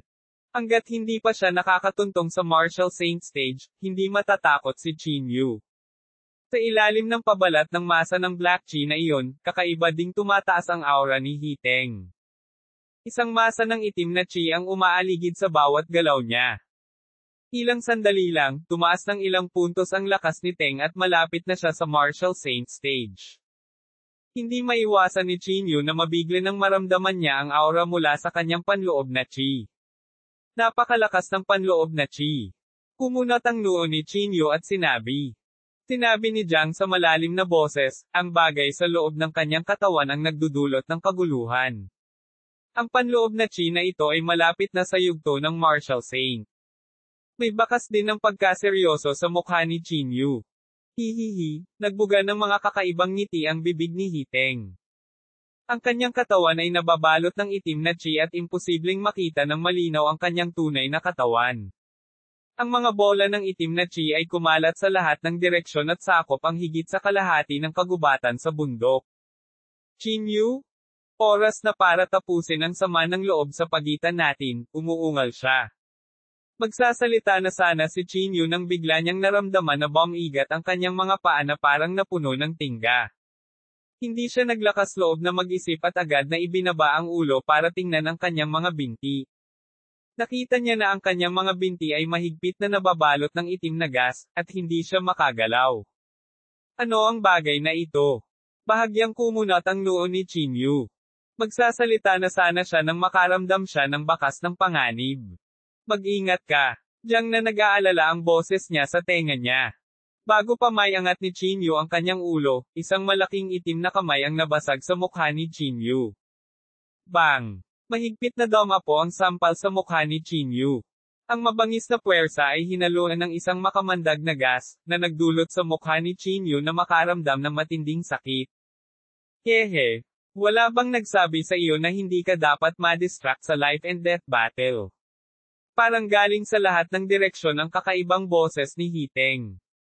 Pinunasan ni Chinyu ang kanyang mukha, at agad na namula ang kanyang mga kamay. Parang nabali ang kanyang mukha, at parang nabasag ang laman at dugo sa kanyang mukha. Anong kakaibang galaw ito? Kumunat ang noo ni Chinyu. Hindi siya nang ahas na maging pabaya. Sa oras na iyon, inilabas niya ang kanyang espiritual na pakiramdam upang takpan ang kanyang paligid. Boom! Sa sandaling ito, isa pang alon ng pagpatay ang nagmula sa likod ni Chinyu. Gusto ni Chinyu na tumalikod para tanggapin ang pag-atake, ngunit ang kanyang mga binti ay mahigpit na hinawakan, at hindi siya makagalaw. Puchi! Sa isang iglap, parang libu-libong matalas na talam ang tumusok sa likod ni Chinyu. Ang sakit na napunit na may halong nag-aapoy na sakit ay naging dahilan upang si Chinyu ay hindi sinasadyang napaungol. Chinyu? Iyon lang ba ang mayroon ka? Lumitaw ang mukha ni Hiteng sa harap ni Chinyu. Iniunat ni Chinyu ang kanyang kamao upang bagsakan si Hiteng, ngunit ang kamao ay dumiretso sa kanyang mukha. Nakakailang galaw. Hindi maiwasang magbago ang mukha ni Chinyu. Ang pinakamahalagang bagay sa sandaling ito ay alisin ang pagpigil na ito sa lalong madaling panahon, kung hindi, si Chinyu ay magiging target na tamaan. Sa pag-iisip nito, huminga ng malalim si Chinyu. Inayos niya ang kanyang panloob na chi at itinulak ito sa limitasyon. Isang mapanirang kapangyarihan ang kumalat mula sa katawan ni Chinyu. Ang kapangyarihang ito ay bumulwak na parang pagsabog ng bulkan. Para sa isang sandali, Shateng at Jiangxia ay parehong nabigla. Hindi mo ito masisira, malamig na sabi niya. Gayunpaman, bago niya matapos ang kanyang mga salita, ang itim na gas na nakagapos sa mga paa ni Chinyu ay agad na kumalat. Mga bola ng gintong liwanag na parang apoy na nakabalot sa Chinyu. Sa ilalim ng gininto ang liwanag na ito, naging ginto ang buhok ni Chinyu. Ito ang unang pagkakataon na nailabas niya ang lahat ng kanyang lakas mula nang siya ay tumuntong sa kalahating hakbang na Martial Saint Realm. Maging si Chinyu mismo ay medyo nagulat sa lakas na ito. Mula nang tumuntong ako sa kalahating hakbang na Martial Saint Realm, hindi ko talaga alam kung anong uri ng lakas sa pakikipaglaban ang maaari kong ipamalas, bulong ni Chinyu sa mahinang boses. Tiningnan niya ang mukha na nakaharap sa kanya at malamig na sinabi, gagamitin kita bilang isang eksperimento ngayon. Kabanata 908, I activate ang Battle Word Technique. Naramdaman ni Chinyu ang masaganang panloob na chi sa kanyang katawan. Sa sandaling ito, siya ay lubos na nagtitiwala. Gayunpaman, alam niyang malinaw sa kanyang puso na ang Hiteng sa kanyang harapan ay tiyak na hindi simple. Mas makapangyarihan siya kaysa sa inaakala niya. Maging si Chinyu ay nakaramdam ng palpitate ng kanyang puso nang maramdaman niya ang panloob na chi na malapit sa isang martial saint. Malamig na tiningnan ni Hiteng si Chinyu. Walang nakakaalam kung ano ang iniisip niya. This body is really wonderful. Ang paos na boses na iyon ay muling tumunog mula sa katawan ni Hiteng. Kung maaari, kunin mo ang kanyang katawan. Bahagyang bumantong hininga si Hiteng. Kunin ang kanyang katawan. Kung talagang kinuha niya ang katawan ni Chinyu, hindi ba siya iiwanan? Nang maisip niya ito, tumaas ng ilang puntos ang galit ni Teng kay Chinyu. Pareho silang mga henyo, ngunit sa harap ni Chinyu, ang kanyang kaluwalhatian ay hindi na dapat banggitin. Chinyu. Bahagyang nanliit ang mga mata ni Hiteng. Hayaan kitang maging kumpay ko. Kasabay ng galit na galit ni Hiteng, mabilis na lumabas ang kanyang katawan mula sa itim na fog at naging pisikal na anyo. Tila gusto ni Hiteng na makipaglaban sa Chinyu sa mga tuntunin ng lakas. Gusto niyang gamitin ang kanyang panloob na chi na malapit sa isang martial saint para talunin si Chinyu. Agad namang nanginig ang dalawa. Ang banggaan ng kanilang mga pisikal na katawan at ang pag-aaway ng kanilang mga diskarte sa paglilinang ay naging sanhi ng eksena na naglalabas ng mga alon ng nakakatakot na mga paputok na tunog. Ang tunog ay kumalat sa lahat ng direksyon, at saan man ito dumaan, ang lahat ay naging alikabok. Boom! Sa isang salpukan ng kamao, sabay-sabay na umatras ang dalawa ng ilang hakbang. Bakas ng pagkabigla ang lumitaw sa puso ng magkabilang panig. Nakakakilabot na kapangyarihan. Sabay na bulong ng dalawa. Pumunta ka sa impyerno. Si Hiteng ang unang umatake. Umasa siya sa kanyang panloob na chi na malapit sa martial saint stage at sumugod patungo sa Chinyu na parang rumaragas ang bagyo. Si Chinyu ay hindi nang ahas na maging pabaya. Itinaas niya ang kanyang kamay at pinakawalan ng ganap na simula ng banal na kamao. Sa sandaling ito, sumabog din ang kapangyarihan ng Divine Dragon. Habang lumalaki ang kaharian ni Chinyu, ang kapangyarihan ng Divine Dragon ay tila tumaas din. Sa suporta ng kapangyarihan ng Divine Dragon, hindi nila natukoy kung sino ang mas malakas. Habang lumalaban siya, mas nabigla siya. Alam na alam niya ang kanyang kasalukuyang lakas. Iyon ay isang kakayahan na malapit sa isang martial saint. Gayunpaman, hindi niya madaling naibagsak si Chinyu. Paanong hindi siya mabalisa? Kung ang batang ito ay magiging isang martial saint, gaano siya kakilakilabot? Ang namamaos na boses na iyon ay narinig sa kanyang isipan. Kahit ayaw niyang aminin, iyon ang totoo. Boom! Pagkatapos ng isang round ng fist at foot exchange, may mga bitek sa katawan ni Chinyu. Hindi na bumuti ang kalagayan ni Hiteng. Ang kanyang katawan ay nabasag sa itim na fog at hindi siya makalakad palabas ng mahabang panahon. Tinitigan ni Chinyu ang black fog sa hindi kalayuan at ang kanyang ekspresyon ay naging seryoso. Sa maikling panahon, tila pantay-pantay silang dalawa. Ngunit siya Teng ay nagkukusa na lumaban gamit ang kanyang katawan. Kung iiwasan niya ang bentahe ng kanyang katawan, agad na lalawak ang pagitan ng dalawa. Kiki. Ang kakaibang boses ni Hiteng ay muling nagmula sa lahat ng direksyon. Ang itim na fog na ito ay tila ang kanyang katawan. Nagmamadaling winalis ni Chinyu ang kanyang paligid, at ang kanyang katawan ay nagliyab ng espiritual na apoy. Hindi kataka-taka na ang Jingdo Martial Arts Association ay labis kang pinahahalagahan. Ang iyong lakas ay talagang hindi maaaring maliitin, Hiteng muttered in a low voice. Sa harap ng walang talo na Martial Saint, kung tatango ka sa Martial Saint Realm, ang Jingdo Martial Arts Association ay maaaring maging kasaysayan. Kung gusto mong lumaban ka. Hindi na kailangang magsalita ng walang kaparerekon, malamig na sabi ni Chinyu. Hihihi. Ang kakaibang boses ni Hiteng ay tumago sa kanyang tenga. Maaari akong ituring na nagbigay ng karapat-dapat na serbisyo sa Jingdo Martial Arts Association. Bahagyang kumunat ang noo ni Chinyu. Magsasalita pa sana siya, ang nakapalibot na black fog ay biglang lumundag patungo kay Chinyu. Ang mga bola ng itim na fog ay dumating sa harap ni Chinyu sa isang kisap mata. Agad na naging itim ang paningin ni Chinyu, at isang mabahong amoy ang tumusok sa kanyang mga butas ng ilong. Tinakpan niya ang kanyang ilong at sumigaw, Hiteng, lumabas ka kung may kakayahan ka. Nasa harap mo ako. Madilim na sabi ni Hiteng. At ikaw, malapit nang lumunin ko. Habang nagsasalita siya, tinakpan ng itim na fog ang katawan ni Chinyu. Ang itim na ulap ay dumaikit ng malapit sa katawan ni Chinyu na parang napakalaking bunganga ng kailaliman, na para bang lulunukin nito si Chinyu. Si Chinyu ay hindi nang ahas na maging pabaya. Malakas na sigaw niya at sinuntok ang magkabilang kamao. Sa ilalim ng mga kamao ni Chinyu, ang itim na fog ay kumalat sa lahat ng direksyon, ngunit sa isang kisap mata, ito ay muling namuo.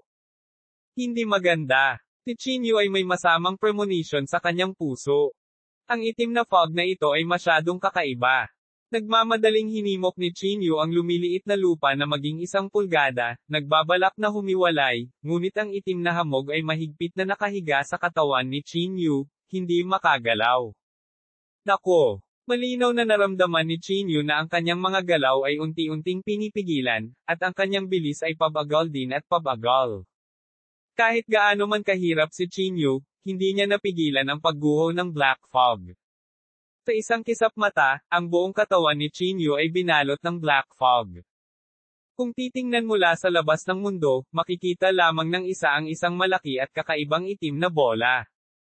At sa gitna ng itim na bolang ito ay si Chinyu. Diyang hindi niya maiwasang sumimangot.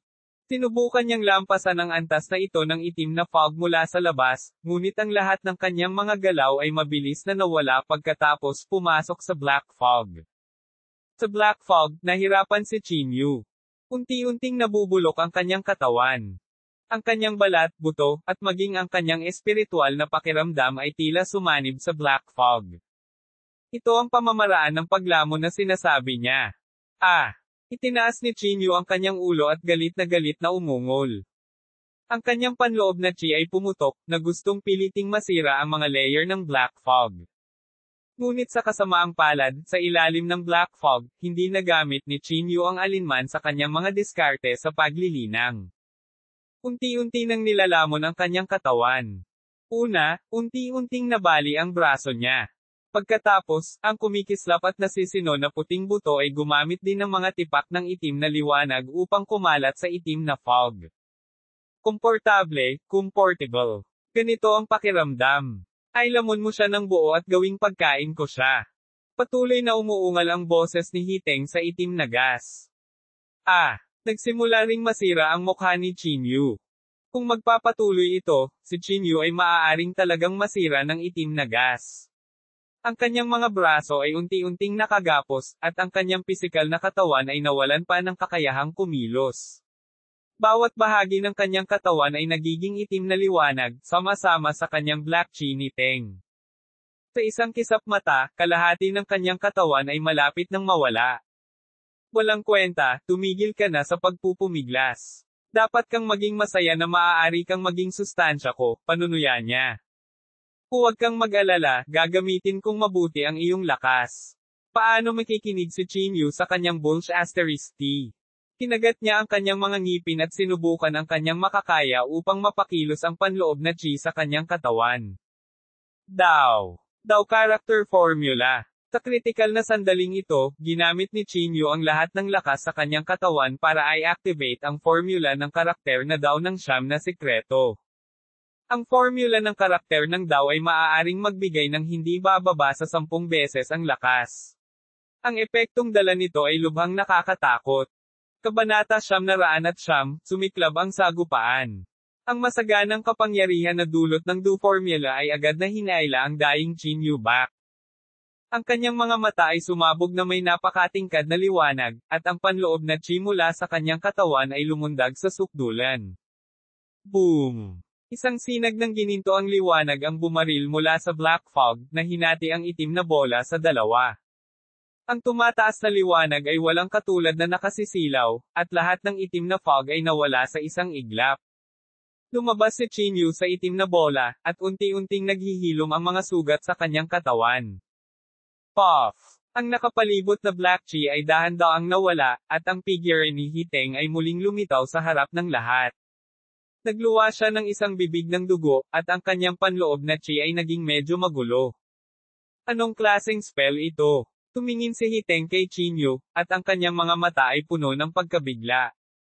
Malamig na sinabi ni Chinyu, 9 Secrets, Fighting Formula.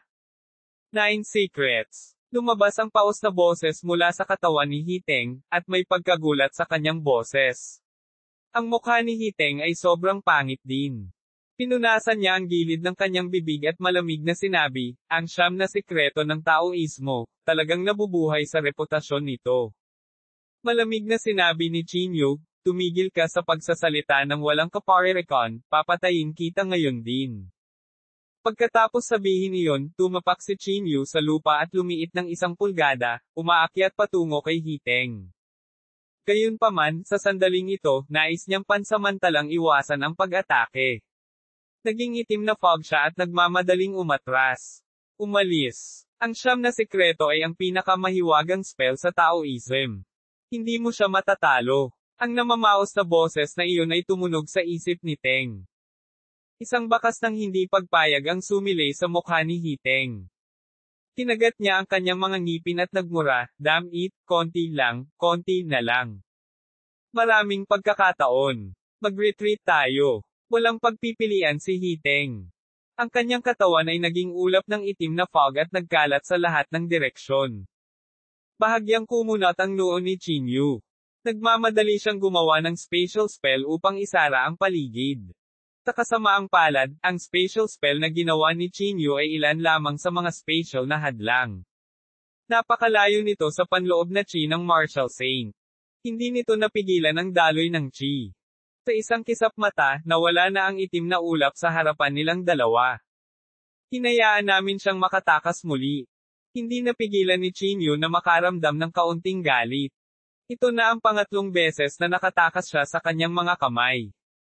Kung ganoon ang kaso, natatakot akong malantad ang iyong posisyon, paalala ni Jiang sa gilid.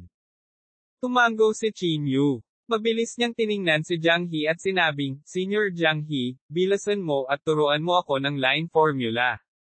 Wala na tayong maraming oras. Jiang hindi siya nag-aksaya ng oras. Naka-cross-leg siya sa lupa at nagsimulang ituro kay Chinyu ang huling sikreto ng siyam na sikreto, ang line formula.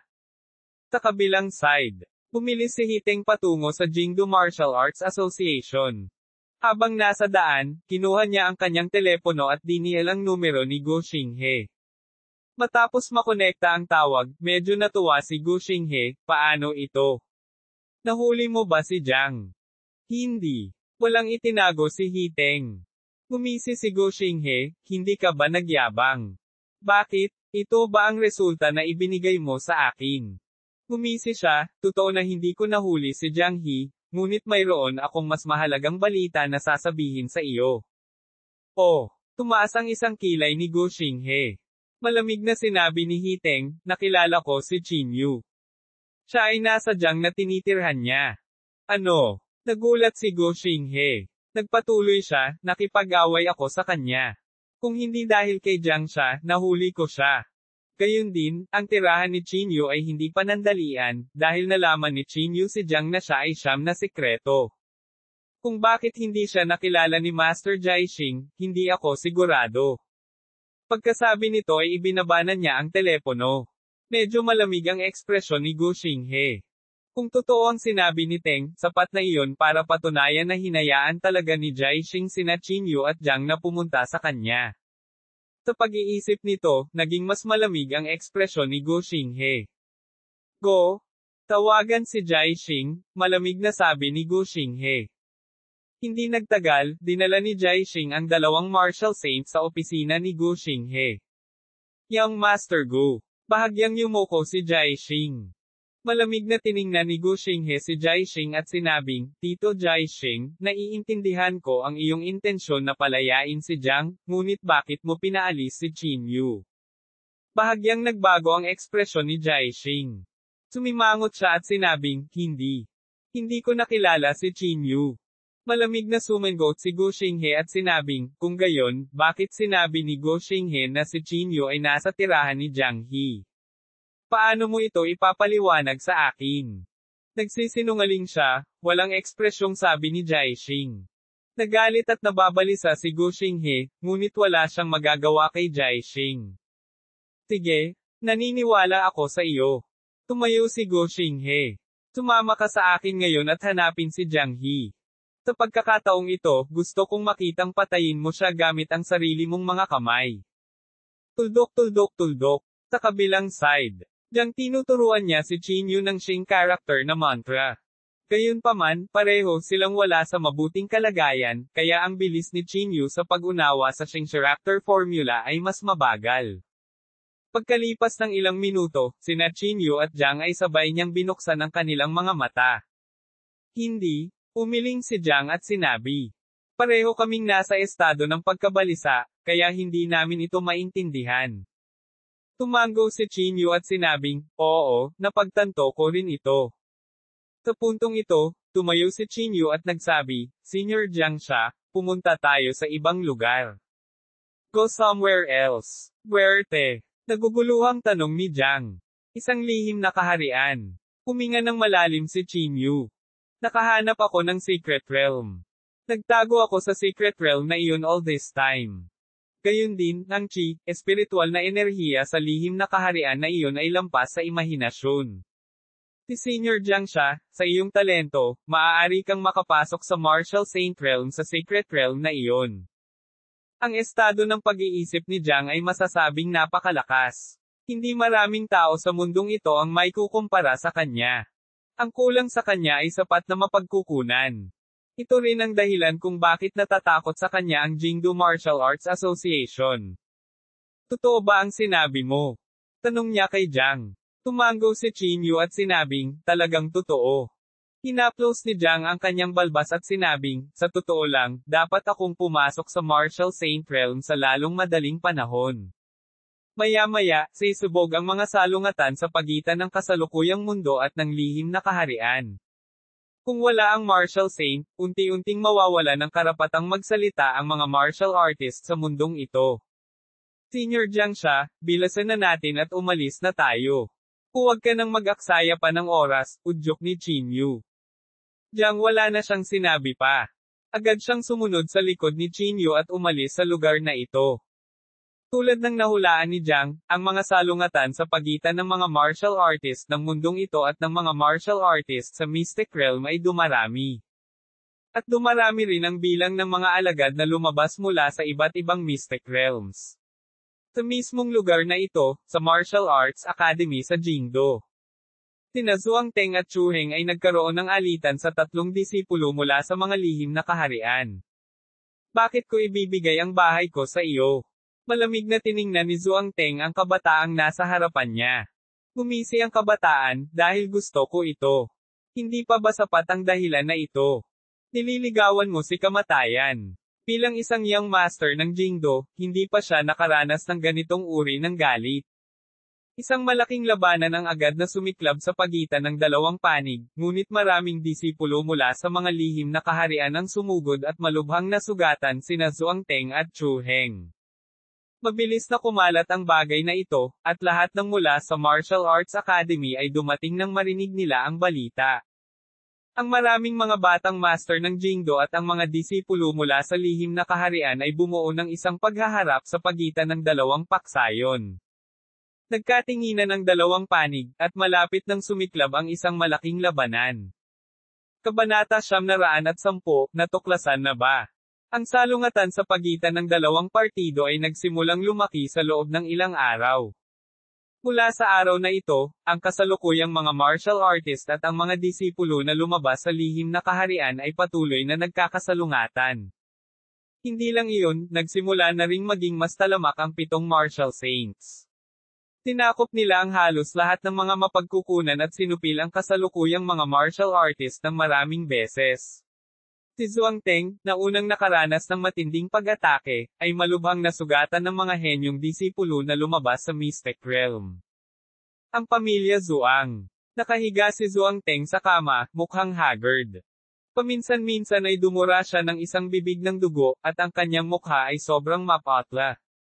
Si Chu Heng at ang iba pa na nagbabantay sa kanyang harapan ay may napakasamang ekspresyon. Damn it! Si Kung Yun, na may pinakamaalab na ugali, ay hindi napigil ang magmura ng galit. Tumayo siya ng may bang, at malamig na sinabi, hindi natin dapat hayaan silang maging napakayabang. Kailan pa tayo nakaranas ng ganitong kahihiyan? Pagkasabi nun ay tumayo na si Kung Yun at aalis na sana. Saan ka pupunta? Hinailan ni Chu Hee daw si Kung Yun pabalik. Malamig na sinabi ni Kung Yun, tuturuan ko sila ng leksyon. Kalimutan mo na ito. Mas marami silang tao at mas makapangyarihan. Huwag mong pukawin ang malas na ito, payo ng isang nasa gilid. Ngumisi si Kung Yun, kung hahayaan ko silang sumakay sa ulo ko at shit, hindi na ako magiging Kung Yun. Pagkasabi nito, tumalikod si Kung Yun at umalis. Sa loob ng Jingdo Martial Academy, isang mahusay na labanan ang mabilis na sumiklab. Ang malaking labanan sa pagitan ni Kung Yun at ng mga disipulo sa lihim na kaharian ay kumalat sa higit sa kalahati ng Jingdo. Ang malaking labanang ito ay tumagal ng buong 3 oras. Ang katawan ni Kung Yun ay napuno ng dugo, at ang kanyang dugo ay tumalsik sa kalangitan. Sa huli, nadala pa siya pabalik ng kung sino. Mula noon, ang mga alagad ng mga aristokratikong pamilya ay lalong naging desperado. Kahit si Kung Yun ay natalo sa kanila. Hindi ko alam kung sino pa ang makakapag-stand out. Hindi ko alam kung kaya nilang manalo sina Yan Jingyao at Qin Yu laban sa kanila. Kalimutan mo na silang dalawa. Sa init ng ulo ni Yan Jingyao, hindi siya nakikialam sa negosyo ng iba. At saka, walang mga api sa kanila. Tungkol kay Qin Yu, hindi niya maprotektahan ang sarili niya ngayon. Panipi tuldok panipi. Ang mundo ng martial arts ng kasalukuyang panahon ay lubhang naapektuhan, at ang mga salungatan sa pagitan ng dalawang panig ay naipon pa rin. Tuldok. Sa sandaling ito, sina Qin Yu at Jiang ay nagmamadali siya sa Mystic Realm. Magkahiwalay silang lumipat, at si Qin Yu ay lubhang maingat sa daan. Pinigilan niya ang kanyang panloob na chi at hinigpitin ang kanyang sombrero, natatakot na siya ay matuklasan. Kahit na ginamit ni Qin Yu ang Shrinking Earth Technique, inabot pa rin siya ng 8 oras upang marating ang Secret Realm. Sa kabilang panig, sina Qin Yu at Jiang ay kalis lang niya nang dumating sina Gu Xinghe at Jai Xing. Nagpalingga-lingga sila, ngunit hindi nila nakita ang dalawa. Si Gu Xinghe ay nakatayo sa Jiang na kanyang patio sa loob ng mahabang panahon. Pagkaraan ng ilang sandali, sumagot siya at malamig na sinabi, hindi pa tayo nakakalayo. Mahuhuli pa rin natin ang kanilang panloob na chi. Pagkatapos sabihin iyon, tumingin si Gu Xinghe kay Jai Xing at sa iba pa at malamig na sinabi, habulin mo sila. Hindi nang ahas si Jai Xing na magsabi ng kahit ano. Mabilis niyang sinundan sina Qin Yu at Jiang na siya ay panloob na chi at mabilis na umalis. Tuldok. Sa harap ng lihim na kaharian. Jiang maaga siyang nakarating sa lugar na ito. Sa pagtingin sa eksenang ito, na parang purgatorio sa Earth, isang bakas ng kalungkutan ang bumungad sa mukha ni Jiang. Bagaman matagal na niyang narinig ang tungkol dito, nang makita niya ito ng sarili niyang mga mata, labis pa rin siyang nabigla. Lahat ng ito ay ginawa ng Wangu Qiyong. Tumingin si Qin Yu sa paligid, may bakas ng sakit na sumilay sa kanyang mukha. Maaga o huli, balang araw, personal kong sisirain ang Secret Realm ng Pamilya Wan. Tinapik ni Jiang ang balikat ni Qin Yu at sinabing, kapag mayroon kang sapat na lakas, mag-iiba ang lahat. Hindi na nagsalita pa si Qin Yu. Naglakad siya papunta sa harapan ng Secret Realm at dahan-dahan itong binuksan gamit ang secret key. Senior Jiang siya, pakiusap. Yumuko si Qin Yu at sinabi. Gumuso si Jiang at sinundan si Qin Yu sa lihim na kaharian. Si Liu ay hindi umalis sa lihim na kaharian. Pagtingin sa 2 taong biglang dumating, mabilis na naglakad si Liu. Jiang siya. Napatingin kay Jiang na nasa tabi ni Qin Yu, nagmamadaling yumuko si Liu at binati siya. Bakit ka bumalik? Pagkatapos, tumingin si Liu kay Qin Yu na may pagtataka. Ikinaway ni Qin Yu ang kanyang kamay at hindi nagpaliwanag. Tumingin siya kay Jiang He at sinabing, Senior Jiang He, ito ang lihim na kaharian na nahanap ko. Si Jiang ay huminga siya ng malalim at naramdaman ang chi, espiritual na enerhiya mula sa lihim na kaharian. Ang siksik na chi, espiritual na enerhiya, hindi ko pa ito nakita sa mundo. Hindi niya napigil ang umungol sa mahinang boses ni Jiang.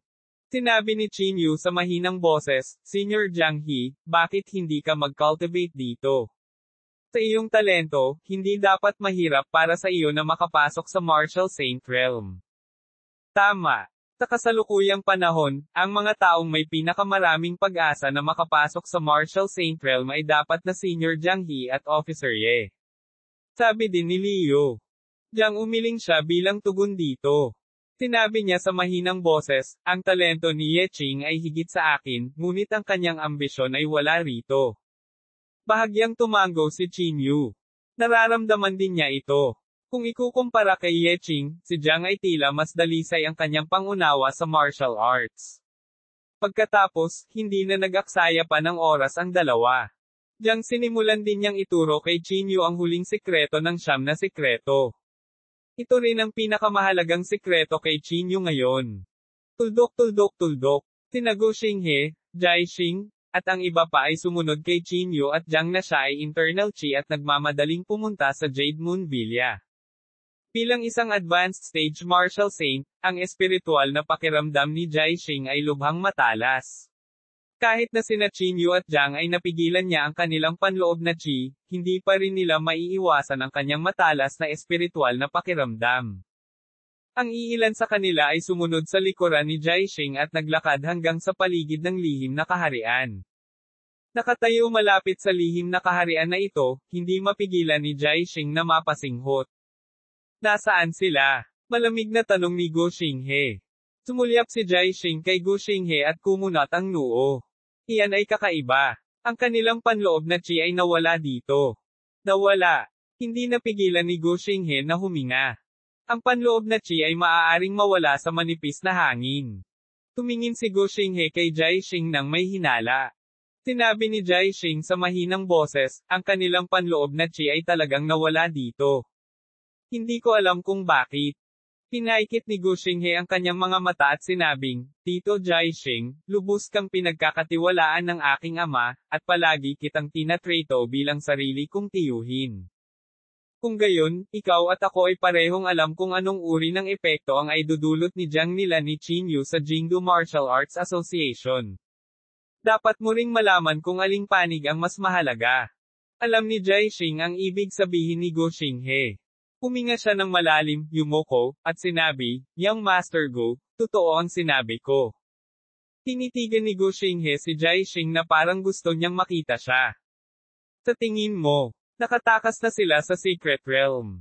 Sa sandaling ito, tanong ng isang martial saint sa tabi ni Jai Xing. Nang marinig ito, biglang nagsikip ang mga mag-aaral ni Gu Xinghe. Secret Realm. Oo. Sa pamamagitan lamang ng pagtapak sa lihim na kaharian mawawala ang kanilang panloob na chi nang walang dahilan. Sa pag-iisip nito, nagmamadaling sinabi ni Gu Xinghe, bilis, tawagan si Du Xuanyo at tingnan mong mabuti.